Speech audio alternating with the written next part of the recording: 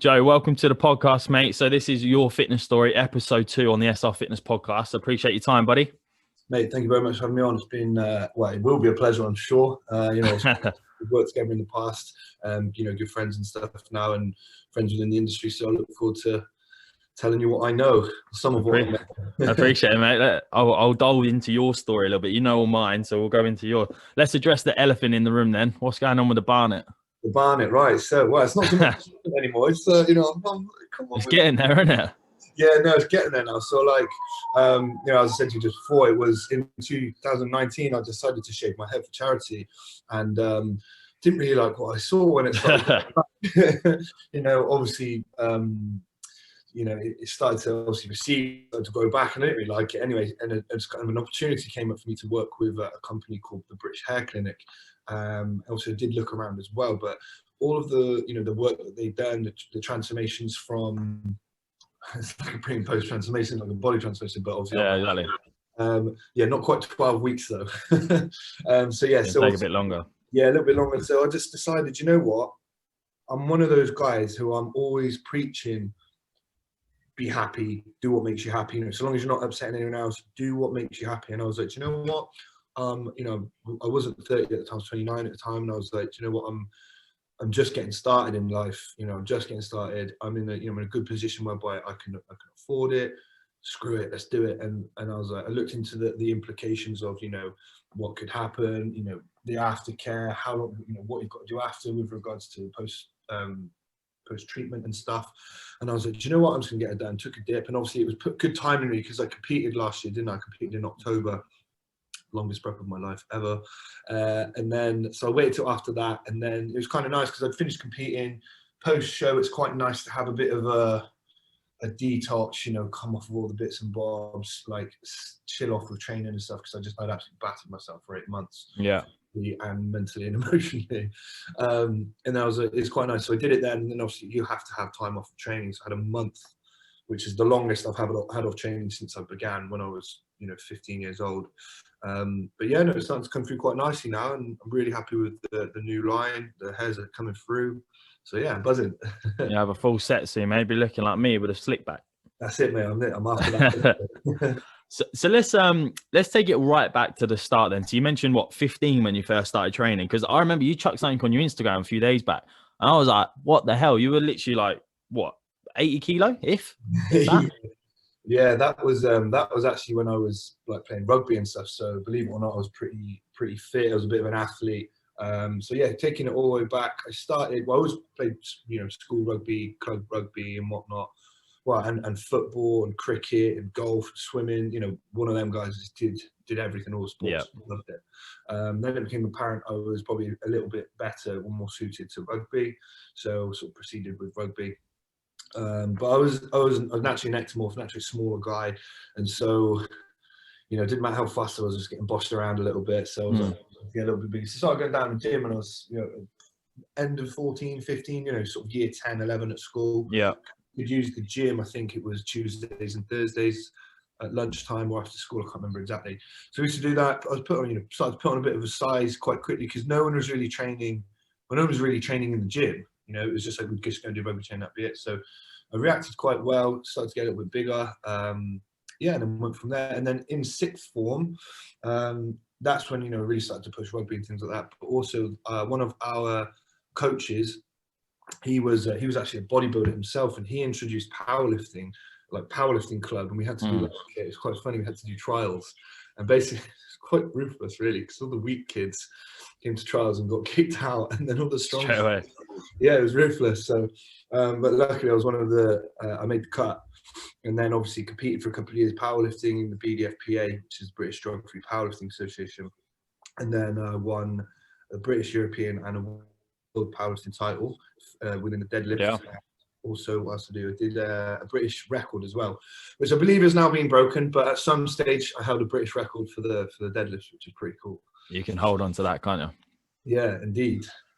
So then what kind of, you went from powerlifting, is that when you became PT and stuff like that? Was that a transition there? Very soon. So like I was, what was I, about 18, 19 then, when I sort of was doing the powerlifting. And then I guess that's kind of the age that you discover females, and well, obviously before that, but like, you know, girls. I say you were a late bloomer, weren't you? Yeah.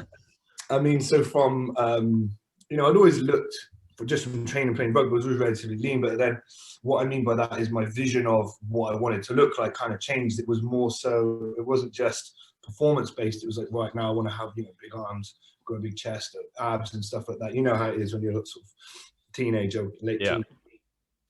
So I turned to, at the time, I didn't think of it as, well, I'm going to be a bodybuilder and compete and stuff. It was just like, well, I want to look better, you know. So I went down, you know, a local gym, which was, you know, quite a bodybuildery gym. You know, I was one of the younger guys in there, and took a lot of inspiration from a few of the bigger boys in there. You know, so I learned quite a lot from that sort of age and on sort of training, things like that.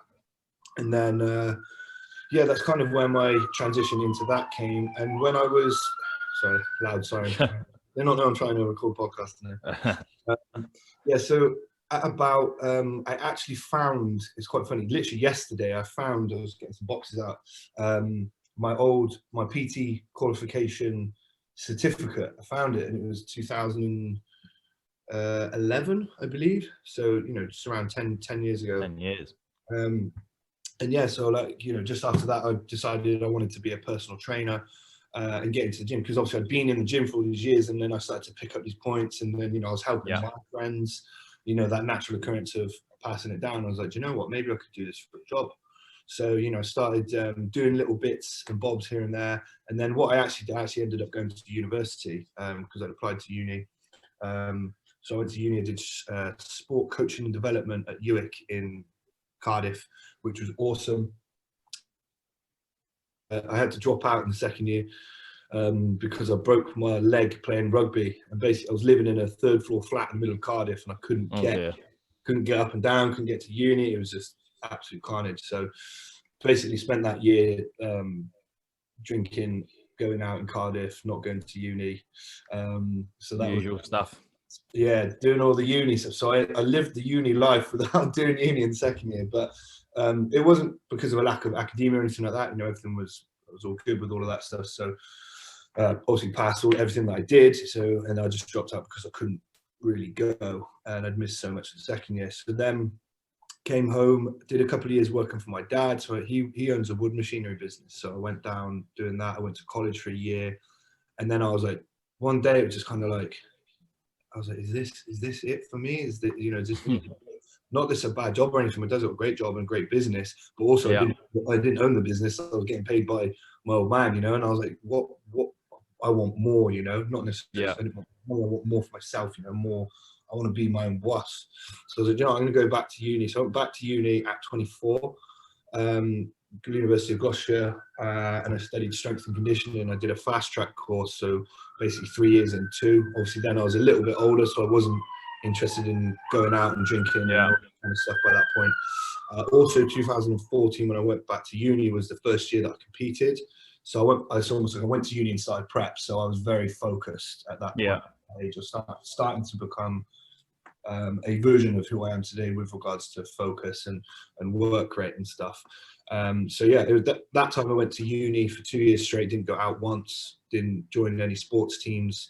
Like I could have joined, you know, rugby team or something like that. Obviously I was competing, but I didn't join anything because I didn't want to be a part of it. I just wanted to get in, do my uni, get out. Yeah, so, you know, I passed my strength and conditioning degree. I got 2-1, which I was pretty happy with. I was literally 2% off getting a first, so I was always like, oh, kicking myself about that, but it's still really good. And yeah, and then so obviously after that, I actually got a job working for my friend who owns. Have you heard of the brand Hera London? Yeah. So Ash. Yeah, Ash. So my mate Ash, one of my good pals from back home, he owns the company, and he basically, it was just him, one of my other mates, and then he hired me. So it was just the 3 of us. And this is quite a funny story actually, because obviously Ash started his brand in his bedroom, wasn't it? Literally, literally like me there. Look. There you go. Literally like that in his front room, and I remember it, but clear as day, you know, packing up the things in his house and whatnot. And anyway, so he needed some help with customer support. So me and my friend Pat, we worked for him, and it was funny because we'd meet up in the morning with our laptops. We'd go to like Starbucks, do like literally 30, 40, 50 minutes of work. And then we'd be like, cool, should we go gym, go train, like chill out? And it was just a really good time because we were part of the business as it was growing from, you know, a bedroom brand into now, you know, multi-million-pound company. Actually smashed it. We've got multiple, you know, people who work for him and stuff now. Yeah. And so that was a really cool time. So I was working there. And whilst I was working for Ash, because we had, obviously I was working and getting paid for full time, but we weren't necessarily Working full time. too much work. And obviously as it got, because it was just obviously then it grew very, very fast. So we started taking a lot more people. We bought offices. So then obviously we were working set hours, 9 to 5 within the office. So it wasn't like, you know, we could come and go as we please anymore. It was like, right, we're at work now, which I liked. Obviously it's structured and that's great. And it's obviously the business is growing. And then there's periods of times like in any job where, you know, things go quiet, especially from a customer service period, you know, it's either crazy busy, like when sales on, or it's a little bit quieter. So when it, you know, times are quieter, what we did initially was just like, you know, watch YouTube, chill out, watch the Netflix, you know, do the emails when they came in, obviously stay on top of work. But after a while, I was like, you know what, I feel like I'm wasting time here, you know, like just mindlessly, you know, obviously I'm getting paid, and a lot of people would be happy with that. But I was just always, again, in my mind, I was like, I'm cool, I'm getting paid, but like, I feel like I want to be doing more, you know? Yeah. So I started coming up with the notion of, you know, this was like 4 years ago, 4 years ago now, still 4 years. So I was thinking about like, because I'd seen a few people working online. Online coaching back then was not what it is now, and there wasn't very many people doing it. I remember people like maybe like Jamie Alderton, you know, who's obviously like, you know, been in the industry for ages. People like that, like obviously like Mark Coles, people like that who are now obviously like industry like icons. And other than that, there wasn't really like many online coaches. And I was like, right, what can I do? Because at the same time I was PTing, so I did mention that I was going back to PTing as well. So I was working at the gym. So I'd be working. I'd do like 6 to 8 in the morning. Then I'd go and work 9 to 5 for Ash. Then I'd PT 5:30 to 7:30. Then I'd train myself. Yeah. So days were pretty long. But you know, at the time for me, I was earning good money. I was doing a good few PT hours per week. You know, sort of like 20 hour between 15 and 20 hours a week. Yeah. On a Saturday morning, plus a full-time job. So, you know, for the age I was earning pretty good money. But the only thing I didn't have was freedom and time. You know, I didn't do anything, so I was always working. And this is one thing I always point out to people when people see successful people, the people that have freedom and time. It's like they don't just get that. That doesn't just happen. Like people have a journey and shit. They've put in hours and work and they've grafted. Just because you see them now, you know, living freely and living a life that they want doesn't mean that they haven't put in the years of graft that you're potentially at that stage now. And you can't really cheat that system. I mean, I'm sure there's anomalies and you know, people that have got away with it, but largely you need to just put in the work and things will tend to unfold if you're completely agree. You're passionate about what you do. So yeah, once I was working for Ash at Hera, I was just like, how can I get more time, and how can I like sort of help more people and earn more money at the same time? And I was like, just playing with this notion of working in the online space. So what I did was I had a friend of mine who actually did websites and stuff. He set up a website for me. And this is all while, you know, I was doing my notes and pretty much planned it all whilst I was at work. So I was, you know, wasn't even in my time, so to speak. It was at work time. I just point out that I was on top of my actual work that I had to do at work. They get sacked, did you? Yeah, no, it wasn't like instead of. And to be fair, Ash was sound with it. He would, you know, he knew what I was doing with regards to. He's always like, you know, do client plans and stuff. Do what you need to do, just stay on top of your work. So obviously when it was crazy busy, didn't do any of that. But so what I did was planned it all out, and I started to just put a few things out there, mainly on Facebook actually, because like Instagram wasn't even like, you know, crazy big or anything then. Not that it's crazy big now, but you know what I mean. Instagram itself as a marketing tool wasn't what it is today. Everyone's, you know, putting call to actions and all that kind of stuff. So yeah, definitely little bits out there, and I just took on a few clients for free. And again, this is another thing for upcoming coaches and clients. Like doing free stuff is a really good way to get essentially transformations. You know, your biggest selling point as an online coach is going to be what can you actually fucking do. Like all well and good having the best marketing, the best gimmicks, the best graphic designer guy that makes your shit look cool. But at the end of the day, can you take someone who's out of shape and help them get in shape and feel more confident and good and all that kind of stuff? Exactly. And that's what I was trying to do at the time. And anyway, it got to a point whereby I was like, well, I had a good, little number of people that I was working with online. I still had my PT as well. And I was like, I don't need, because I was working 9 to 5, what's that, 8-9 hours a day, however many it is. I could get rid of that now. Obviously, I'm going to also get rid of a full-time wage with that. So there was a point in time where I was like, I'm going to make the jump, and I'm going to quit working there, and I'm going to move on. I'm just going to make the jump. So I did. I spoke to Ash. We went for food. Actually, went for a drink, and we had a chat. And because obviously he was my boss, but he's also a very good friend of mine as well. So he was like, and he's an entrepreneur himself. So he was actually really like, go and do it. Good luck. Definitely Smash it, sort of thing. So that was really cool. So I did. So I quit the job. Picked up more PT clients as well, because then I didn't just have to do, just really early and really late. I actually brought my late hours down a bit so I could have a bit of my own evening. I started being in the middle of the day, and then I had a bit more structure. And then that's kind of where it all kind of began with me from a coaching side of things, or where things really started to grow. And yeah, that's kind of where we are. And then from there, I just built out. I stopped PTing only a year or so ago, because I really enjoyed PTing. And I think working in the gym, working with people, as you all know, there's something you get from that you can't get from just working online. Understanding biomechanics and how people move, and how people are different, and like how you'll put someone on leg press and some people just can't do it. You can't expect everybody to be able to do everything that you know. And it's kind of like, you need to go through that and see that. Like, you ask someone to do 10 walking lunges and people just can't do it, So you need to be able to, I think working the gym is a really, really good place to start. So there was a point where I was also so now I was doing a lot of PT and a lot of online, or not necessarily a lot, it was more high PT, low online. And then it started to go like this, right? So online was coming up. And then I was working with somebody in the past that was helping me out from almost like a business perspective, right?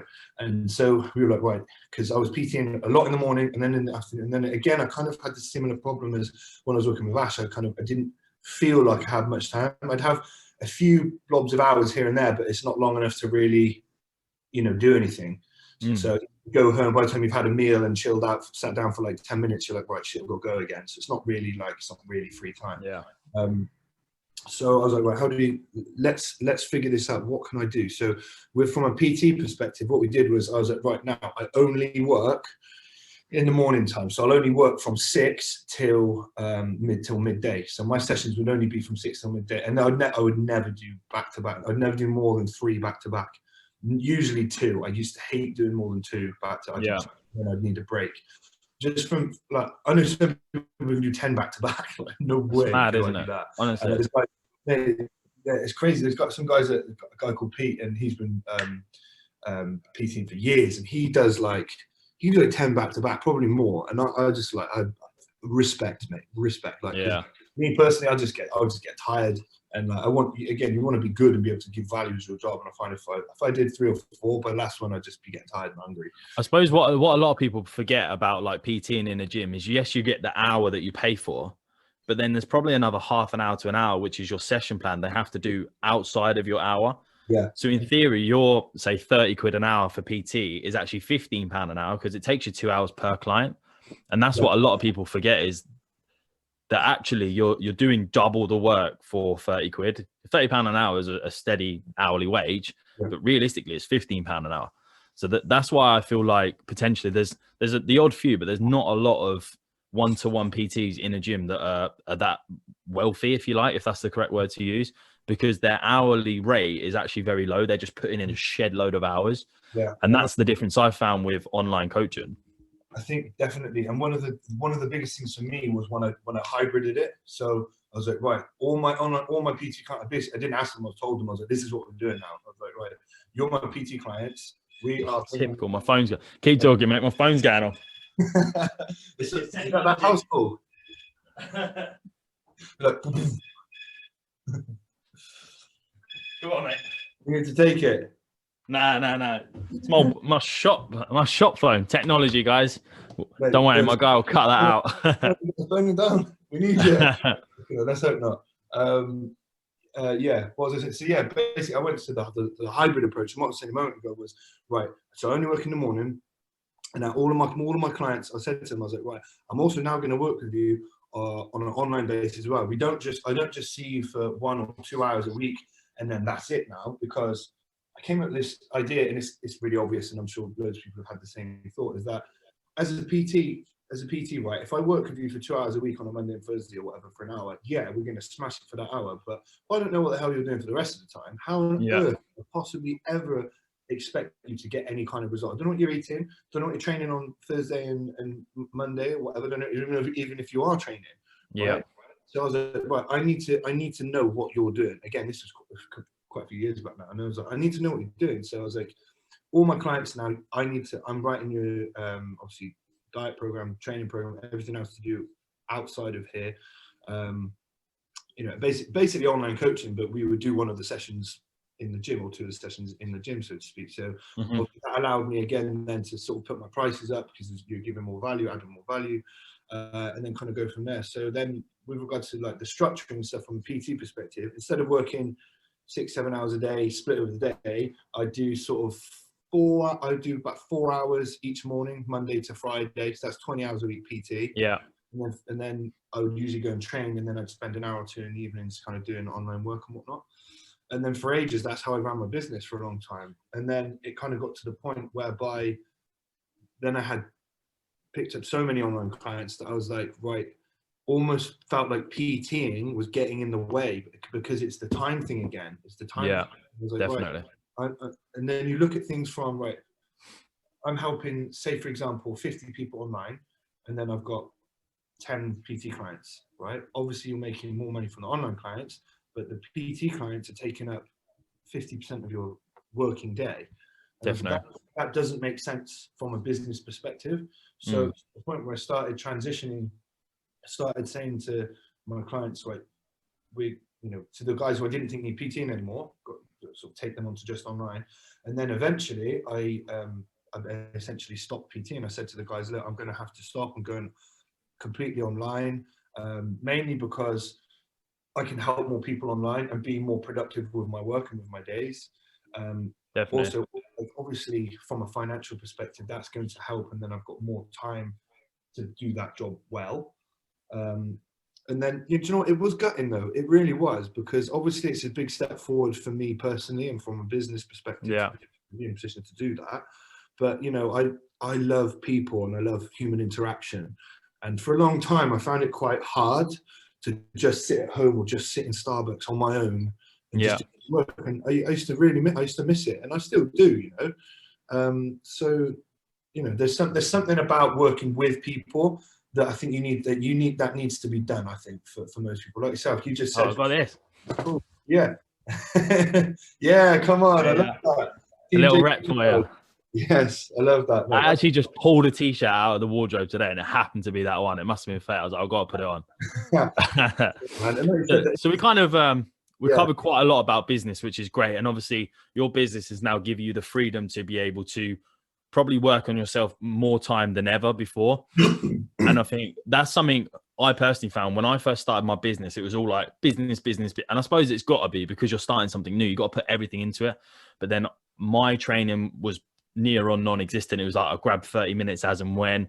The food was like on the go. It was never really perfect, because I was just kind of grabbing what I could. But since I've been able to transition to more online, I've been able to structure my business a lot better, which probably is symmetry for you. You're able to put more time into yourself, which you can look at it as selfish, but it's actually more beneficial for your clients as well, because you're doing everything not rushed, if that makes sense. For sure. I mean, one thing that I never let go of was my training. And that's one thing, like you just said, with so many PTs, I speak to the boys at the gym, right? And they're like, oh, I'm just doing a quick session now between clients. And I think to myself, right, when I do a session, I need to have a pre-workout meal. I need to let my pre-workout meal go down. That's an hour at least. Then I need to train. That's like 90 minutes. Then I need to like chill the fuck out for like half an hour, because I'm like, and they're like, well, I've got an hour between clients. They literally go out, do training for like 30 minutes, tops, quick shower, or most of the time not shower. Yeah, straight back in. Grab a banana and straight back in. And I just couldn't. For me, I just couldn't ever do that, because obviously training for me and trying to be, you know, obviously competitive bodybuilder as well. I think that actually helped me want to structure my days the way that I did. Because if I wasn't as on it with my training, maybe I'd have done more PT, and maybe I'd have not cared so much about that, and it wouldn't have forced me to go online and make myself have that freedom of time. Don't get me wrong, there were times like I said, when I worked for Ash with Hera, when I had to train at like 7, 8, 9 o'clock, that I'd, you know, get to the end of the day and I'd be like, oh, I'm knackered, don't really want to train. But yeah, you know, that for me, some of those were some of the hardest sessions. But by the time I always used to get it done, and just, you always feel better for training, right? Even if you don't want to do it at all, always feel better for training. 100%. I think obviously coming away from business now a little bit, moving more onto yourself, I found from you as well, and I don't know if this has come from your coaches and stuff, but I found that what went up tenfold for me was intensity. You go to like failures, and intensity with yourself in your sessions is kind of a different level, isn't it? And do you think that's kind of what's taking you up the levels in terms of your own physique? Yeah, 100%. And again, I think that, like you just said, it's about who you surround yourself with. I remember when we started, for example, I was like, right, send me some training videos. And what I always like to see is, it's not necessarily the form. Like, obviously I'm looking at form. If someone's doing something dumb, I'd be like, right, you need to stop. Yeah. It's mainly the intensity, and looking at how hard people train, because people, like, then this isn't a mug off to anyone at all, but people think they train hard, but they really don't. Most people just don't train hard, right? They train till when it hurts. Yeah. We're really looking at physiological adaptation. To be able to get something new, you need to do something new, take the body to a place that's not been before, so that it can adapt to that stimulus, right? And most people just do what they know hurts and kind of just stop there. So that's why sort of progressive overload and all that kind of stuff is important. That's why I try to watch some of my clients' videos, especially the top sets and things like that, like heavy. But yeah, from my perspective, you know, always, like I said, when I went to the gym when I was younger, training around guys who are bigger than me, stronger than me, learning from them, you know, trying not to be something that I'm not before, you know, not trying to run before you walk, sort of thing. Always trying to push, just trying to just fucking train hard, and like always progress. For me, especially from a younger age, I think logbooking was key. I don't actually logbook so much anymore. I logbook with my top heavy stuff, and like I'm always aware of how much I'm lifting so I can progress it. But obviously I'm training differently now. I'm not I was going to say, is it changed much in terms of, because obviously before you're with JP and now you've moved over to who you're with now, in terms of, I'm not going to ask you who's a better trainer, but who's worse? I'm only joking. But how's the intensity changed? Because obviously I watched like James and stuff like that, and his has changed tenfold since. I mean, like, it's over to Peter. Yeah, I wouldn't say that the intensity has changed. Like, the intensity, I mean, our ability to take sets to failure is going to be the same. But the way those sets are now set up.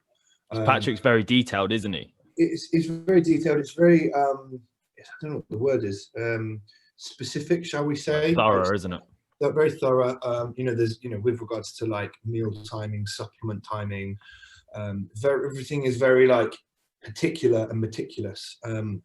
Not saying that it wasn't before with JP at all, like it absolutely was, but the training, especially, obviously Jordan's approach, you know, very much is progressive overload, just getting very much stronger, mechanical load and all those kind of things, which is incredibly important to grow muscle.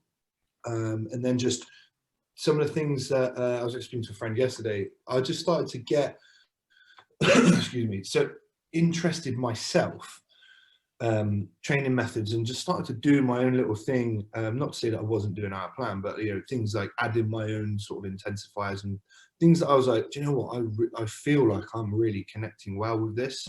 So I was kind of going down my own path of like research and trying different things out and reading up about bits and bobs and whatnot. And then I came across, also know Patrick Tor for a long time, just through the industry. But, you know, when you just heard of Noel, people don't really pay so much attention. And I just started to pay attention to his methods, the way he does things, and also look at his clients and how they look and how they respond. And I was like, that that's where my thought process is right now. And again, just because I'm thinking about this is what I'm thinking for me. This doesn't necessarily think that I'm thinking this for all of my clients and stuff. It's not a of case course. well, I'm swapping my method. I wouldn't just do it all to my clients, because not everybody is, with no disrespect, but it's not on that sort of level, if that makes sense. Yeah, of course. I haven't necessarily built the foundations yet to be able to try some of these things. And that's not to say no one can do drop sets or whatever. I mean, I think they're incredibly helpful. But as you know, it needs to be specific and done on a case by case basis. Like a beginner's going to train differently to someone who's been training for 10 years. The next thing I wanted to touch on was, it's kind of like, I've seen other people talk about, and I want to just kind of briefly discuss it with you. So obviously now you're a big lad, and I know the plan's to get bigger, isn't it? You felt like you're too small on stage, which is ludicrous from the outside in looking at you, because you're massive. But do you, I know you're quite, you don't really care about what people think and stuff like that, but do you get the perception of, like, when you walk into like a Costa and they're like, fuck, he's a big guy? Do you know what I mean? Do you see that, or do you hear it? Yeah, no, you do. It's quite funny, actually. People do stare, and it depends what you're wearing. I mean, if I'm wearing a hoodie or something like that, people won't say shit. But if it's like summer or something, got a vest or a t-shirt on, people kind of look. It's quite funny because people look and then they don't realise that they're looking. Yeah. You're like staring at you like that before, and I've been like, I'll take a picture. Like, you got to kind of embrace it that way, because I remember, I think it was Fouad or something, he used to say, like, he used to hate like people looking at him, attention, because you walk into somewhere like a Costa or a Tesco's and you're obviously visually a big guy. People look at you as like different, like a different person, like a creature. I think, 100%. I think at the end of the day, you've got to expect it. Like, for example, like when I went to Marbella and I lived there for a couple of months, walking around, almost topless there, not even wearing any tops, and people, they literally walk past you, and it's literally like almost so obvious they're being like that. Do you know what I mean? Getting whiplash. Yeah, literally like, hey, big man. Do you know what I mean? Stuff like that. Like, I quite like it. Not in a big head way, but it's like, I've worked hard to get to where I want to achieve, and someone's just appreciating what you've done. Most of the time, it's jokes, and most of the time, it's always waiters and stuff. When you go for a beer, a big man or Rambo or whatever. Do you know what I mean? It's, I'm a bit of a joker, so I don't really care. Like I said, I'm a people person. I'll always have a chat with anyone. No one's ever really been derogatory or anything like that. So if someone was derogatory, I may have a word and say something. But again, even if I was to say something, it wouldn't be anything aggressive. It would just be like, I'd just probably try and make them feel bad for judging someone without knowing them, if you know what I mean. Which I think definitely that's the worst thing.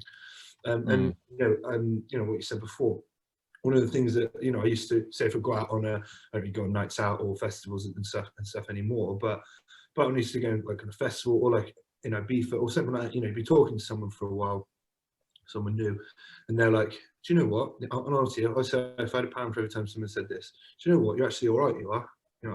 They get that initial reception of you, don't they? They expect you to just be up yourself, a bit of a dickhead because you got a bit of muscle.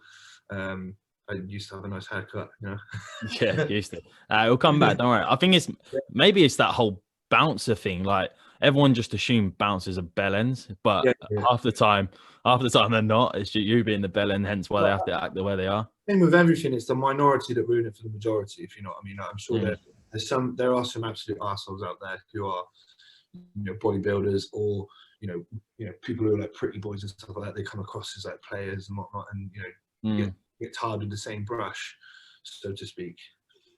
No, that kind of moves me on quite nicely to my next point. Was for you must struggle with like especially gym clothing. Is that how the business has come about? Touch on that a little bit. So the business, so FTS, fuck the stack. I'll tell you how it started. Was I was actually training at the gym, funny enough, and it was such a minor actually. I was doing seated row actually, training with a mate of mine who I don't normally train with. He was like, "What are you going to train? What are you going to lift?" And I was just in a bit of a weird mood, just like bouncing around on Friday or something. I was like, "Do you know what? I'm going to fuck the stack." And he was like, "What?" And I was going to fuck the stack. I put the whole stack and just started rowing out. And then someone was filming, so it went online, and then someone replied, and then it just kind of went from there. And then I did like hashtag fuck the stack, and then we did it. I trained again. I put hashtag fuck the stack. People started then sending me videos of them doing the whole stack, doing hashtag fuck the stack, and I was like, this is madness. And then basically You're onto something. it started going off like loads, and then I was like, you know what? I was like, I'm gonna make t-shirts. This is like a year ago. I kind of just an idea, and then finally I got into like production. Everything took a lot longer than I thought it would, and to do it properly. I mean, I could have bought some like, I could have bought t-shirts and got a print on them, but I wanted to. If I'm gonna do it, I'm gonna do it properly. Fruit the loom. Yeah, could have done a Fruit the Loom and gone from there, and made money like that. But I didn't want to do it to make money. It wasn't to make money. I was like, I want to, like, well, obviously everything. I want to lose money, but it wasn't like I want to make hit tons of money from this. It's like I want to make something cool that people can buy into, like a name, you know, like a thing. So FTS is like obviously initially it was fuck the stack, but now I'm like, well, I can't really market a brand as fuck the stack. Yeah, so you have to downgrade it a little bit. The brand is now FTS clothing, but that's the backstory behind it. So yeah, it's quite fun. It's good, man. It's definitely good. And obviously you've built them for people that could potentially fuck the stack, like obviously bigger lads potentially. I'm looking at them. I must have to get like a small boys or something because they're all massive. You can bring on the kids range. No, I'm gonna have to have one of them. Do you cover people around 80 kilo? No, but that's the thing I wanted to say. It's like, it's not a case of you can only do it if you're a big guy. Like, that's what I wanted to make it. Is like anybody, you don't have to lift the whole stack. It's just a it's just a thing. It's just about a gym vibe, a gym name. Anyone can do it. We go all the way down to medium. So we've got they're actually the biggest seller, the medium sizes. There you go. Yeah, people like them tank top. As this would be an interesting one. Have you reached out to Ash in the clothing industry? Yeah, we've had a few chats here and there about contacts, different things about design. I've sent him the old picture. I'm not watching about this. That's cool. And he's always been really, really supportive. He's never like held anything back or doing anything like that. He's been really sound. So and I learned a lot from working at Hera as well, like the way things work from a logistics perspective. Like shipping, all that kind of stuff. And I've got to give a shout out as well to my brother's girlfriend Natasha. She's helped me out massively with I saw that on the Instagram. Yeah, huge. Like she's I wouldn't have been able to do it without her, let's put it that way. It's about that circle again, isn't it? 100%, man, 100%. So I'm very fortunate to have some people within my circle that I do. And again, this is a piece of advice I would give, is that, and this is something that I always used to do, right? I used to go at it alone all the time and do things on my own. And there is a certain satisfaction to that, but you can only take things so far because you're not an expert in every industry, everything that you do. So whoever you're with, whatever you do, make sure your circle contains people that inspire you, that can do things that you can't do, that you can learn from, and try and lap up as much knowledge as you can. There's nothing wrong with asking for help, and that's something I wish that I knew. Yeah. That was me 2 years in. I was like doing everything, and now sometimes you have to like part way with your pride, but also part way with your cash as well. And delegation is key to help you. Yeah, mate. Honestly, I'll tell you one thing. I didn't start scaling my business properly till I started spending some of the money that I was earning. Spending it on business coach, on people to help me with accounting. So there are some people that like doing that stuff. I just don't like doing it. Some people they like to do their own Facebook ads. I'm just not interested. I don't want to sit there and spend hours learning how to do it and do it. I'd rather pay someone else to do it.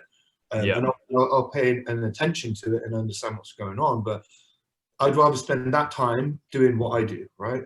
Yeah, I completely agree, mate. So with yourself now, you're obviously trying to get bigger, which is mad, because that's what you found on stage. Because I'm no like expert in bodybuilding or like a prep coach or anything like that. But one thing I could see from knowing you is that you always bring like a dry kind of look on stage, and you're always very shredded. So for you now, is it simply just try continue that conditioning, but with a lot more mass on you? From a bodybuilding perspective and competitive bodybuilding perspective, like obviously I came from competing as muscle model, went through the ranks there, pretty much took that as far as I could go, and then went to classic bodybuilding, which is obviously essentially weight class bodybuilding. And then I came out of the weight class. I just grew. It took a lot for me to get down to the weight class, which for my height at 6'1" was 100 kilos. I made it in 2018, but it was extremely difficult to get there, and I was extremely shredded. But then I was like, after that show, I love bodybuilding, and I love a bit of suffering, a bit of sacrifice and stuff, but that was like beyond. Like I was like, I wouldn't. If I had to do that every time, I would do it because it just wasn't fun. But it was a learning curve, and I've been there and I've done it. So again, it's I don't ask my clients to do anything that I've not done, if not worse, if that makes sense. So after that, then obviously went up to open class bodybuilding in 2019, and of course last year as well, and then each time improving. But you know what I'm doing is I'm competing at the best standard of amateur competitions that there are. And I'm competing against the best guys pre-pro standard, because I want that's where I want to be. I want to be competing with the best, you know. So I'm doing the Spain Amateur Olympia, Portugal Amateur Olympia, British finals, things like that, and seeing how I stack up against these guys. And it's quite funny because I was saying to someone yesterday, last year or 2000, so I competed in 2019, and my first show at super heavyweights, I won my class and I won the overall at show, which is awesome. And then I went to Portugal and I did the Amateur Olympia there, and I came 5th. And that's a big show. So again, I was happy with that. I got some silverware, and I always knew I was like, I'm miles up being big enough yet. This is the start of a journey. 2020, I put 10 kilos of stage weight on from July to October. From July 19 to October 20, I put 10 kilos of stage weight on, which is obviously a lot. But I didn't place in either of my shows. So it just goes to show it doesn't necessarily matter. What does matter is on the day how you look, the conditioning, your peak, who else is there. Just a quick question on that one then. So just a quick question on that. So you obviously achieve something in terms of upping the weight, but still having the same physique and stuff, but you didn't get a place in. Did you see that as a disappointment or as a positive that you'd got yourself in that nick? I mean, both, obviously. Well, for me, I'm a competitive guy, bro. Like, as you know, I wouldn't be doing it if I wasn't competitive. I was extremely disappointed to not place at both of those shows, not gonna lie. I've never not placed at a show my whole life. So to have it two within a month, I was like, but also I knew how much personal progress I had made, which is a package you brought kind of thing. Yeah, and I know bodybuilding. You know, if you just get butthurt for not placing at a show, bodybuilding ain't for you, because you can't win everything. It's a subjective sport. It's not like I beat you because I got more points than you. Or, you know, like in football, we scored more goals than you, or whatever. It's like, some guy thinks you're better than you, but it's very subjective. So you can't be too disheartened based on the result. I mean, obviously I was, and I wanted to do a bit better. I came 6th at one, and actually I never actually looked at the placing of the British final, so I actually don't know. I was pretty upset after that. Was that Alicante you came 6th? Yeah, Alicante came 6th. Yeah, and again that was all right, but you know, even looking back at it, I thought I should have been, you know, at least 4th, something like that, 4th, 5th. But it is what it is. And then I also know that I prepped from March to October. So my initial show was supposed to be in June, but obviously because of COVID, it got things pushed back. Long. So my body was fucked. My body, my brain, you know, everything. I was definitely burnt out in a big way towards the end of last year. Judges can see that as well, can't they? Yeah, I mean, it was difficult, man. I was tired mentally, physically, emotionally, on all fronts. You know, we got there. It was kind of like by the time we got there, I just wanted to get it done. You know, I didn't really do it as much as I would normally. Just been doing it for so long, it's kind of like just want to get it over with now. So I think this year is going to be different. Do you think you'll compete this year? So yeah, so I'll tell you now. So I'm going to compete this year now. So initially I wasn't going to. In my head, I was like, you know, I need to come back. I need to obviously improve. I need to put some more size on. It's not necessarily even just getting bigger. It's like getting better, if that makes sense. Like getting better at the same weight, just improving body composition, etc. So you know, now working with Patrick, some of the specificity he's provided, and he's confident in my ability as well, which is cool, which is nice. You know, we talk quite regularly, voice notes and things like that. So. I feel in good hands, and he's keen. And anyway, he wants me to compete this year. So we're going to look at competing towards the end of the year, sort of October time. Nice. So, you know, I've made some good changes with him just in the 2 months that we've been working together. So we've got another 5 months until we begin starting, rough prep. But this time prep's going to be 8 to 10 weeks. Okay. So I'm going to be fresh. 8 to 10 weeks. I'm going to be fresh. That'll be quite hammered. That'll be hammered in them for that short period of time. It's going to be deep. Yeah. Well, the thing is, it's not going to be crazy because I'm still lean. I'm pretty lean. Like I checked in with him yesterday, day before yesterday, and he was like, "You look 4 weeks out." Oh God. Yeah. So I struggle to. I say I struggle. Growing is harder. Getting leaner for me is not really that much of a problem. Like for example, my last prep, I didn't really do any cardio until the last 2 weeks. Oh, I didn't do any cardio. I didn't do any cardio whatsoever up until the British finals. And then between the British finals and the Spain Europa show, I did 20 minutes a day. I'm doing 75 minutes on the Stairmaster just for a photo shoot, and you're doing a couple of steps here and there, 20 minutes before a show. Unreal. That's like it's like pay your dues, though, isn't it? On previous preps, I've done 2.5 hours a day. Like I said, for that Spain Amateur Olympia in 2018, it was doing 3 hours cardio a day and eating under 1,000 calories. So Jesus Christ! So you've had some deep waters before then. I've been there before, man, and it's kind of like, and I also know that the more muscle you have as well, you can. It tends to be that you can get away with doing less cardio, so you burn more, lower, etc. Higher, sorry. Is that saying I've got no muscle? That's why I have to do loads of cardio. I'm not saying that at all. No, see, like at a rate of when things get easier over time. Just the more times you've done something, I don't mean the easier, the more efficient the process gets. Yeah, definitely. You learn from each one, don't you, and just progress from there. Yeah. So obviously, go on, mate. I was going to say my start position every time has been better. So my start position this prep from 8 weeks out, it's not going to be like, oh, I'm out of shape, let's start prep. It's going to be like, well, I'm in pretty fucking good shape. Now we're just going to, obviously change the cycle that I'm on, maybe up the output a little bit. It's not going to be like, right, change everything. It'll be minor changes, maybe up the work in the gym a little bit. And then just dial things in. It's not going to be like, fuck, I've got to drop the hammer, so to speak. I don't think. Of course. I need the hammer dropped.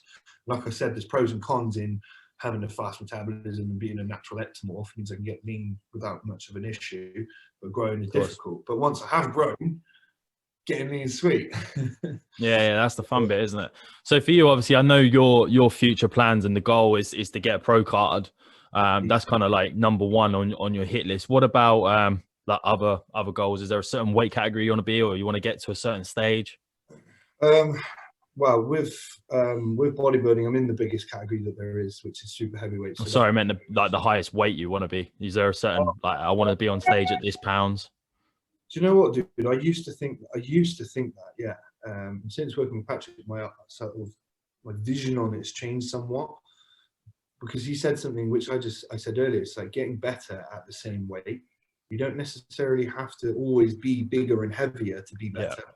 You can just be better, like change your body composition, improve your muscle mass. Like it's almost like moving the muscle around your body. Obviously, you need to go up in body weight to do that, but I'm not now as obsessed. I don't know if say obsessed, but as on it with I need to get heavier. I need to get heavier because like even now I'm 120.1.5 kilos, something like that, just over 120 kilos. And last year I went up to 126. But right now, the look right now is so much better. Like leaner, fuller, harder. Like I look do look like I'm on a prep at the moment, whereas before I looked softer.